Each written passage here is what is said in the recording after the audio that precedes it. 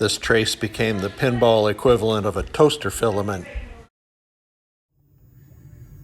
A complete back box board set from a Twilight Zone, the dot controller, the soundboard, the Fliptronics board, and aftermarket MPU board, and I don't know who made that one, and the driver board. Now, I had worked on the driver board and the CPU board before to install NVRAM and just general rehab of the driver board, in which I included a easy SBC 5-volt regulator.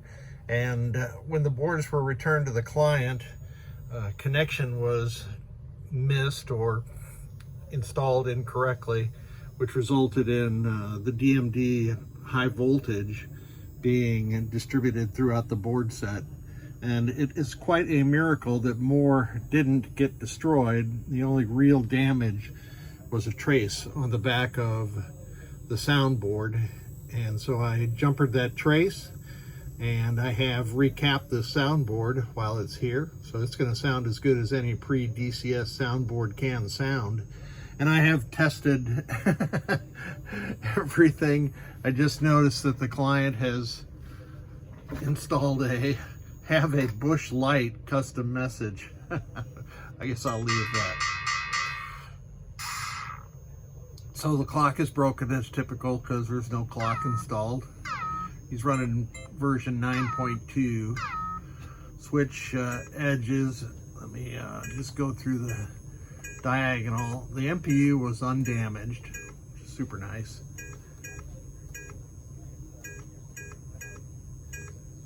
So there's all the switches. Let's do the solenoid test.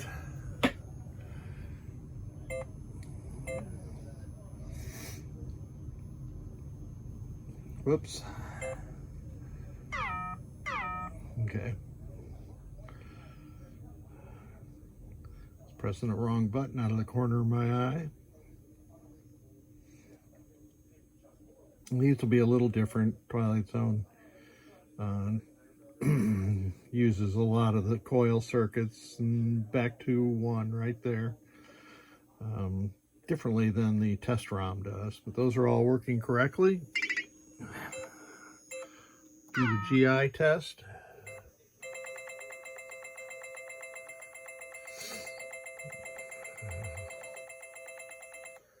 Excellent. Oh.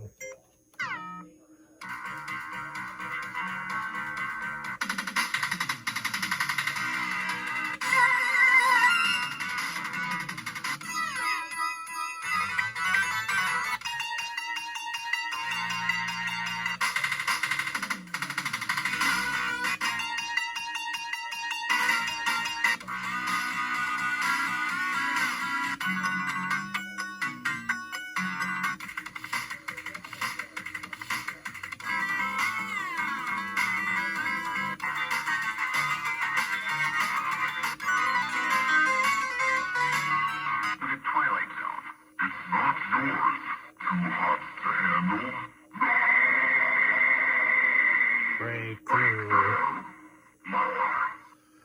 Don't touch the door. Going my way.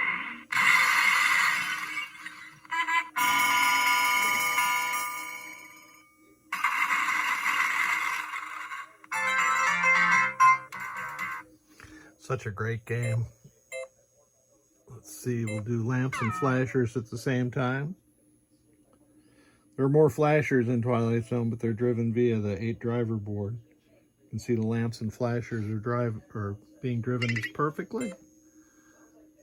Display test, I'm going to run through this really quick. You can advance the display test by holding down the increment or decrement button for that matter. And it's going to say RAM test OK, hopefully. Excellent.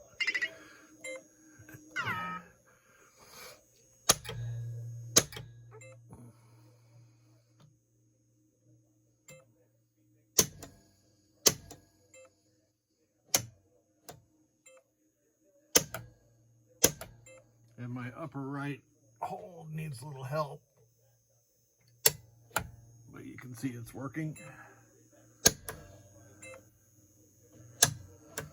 So the Fliptronics board is working perfectly too. And that is it. It was very fortunate that the moor was blown up, and I'm happy about that myself, because that turns into a gigantic wild goose chase. So thank you for sending them back. I'm going to have to bench test the 8 driver board, since I don't have a setup on my bench to test that board. But I'll diode test all the components on it. I'm sure it's fine. If nothing more got blown up, this is surely not blown up.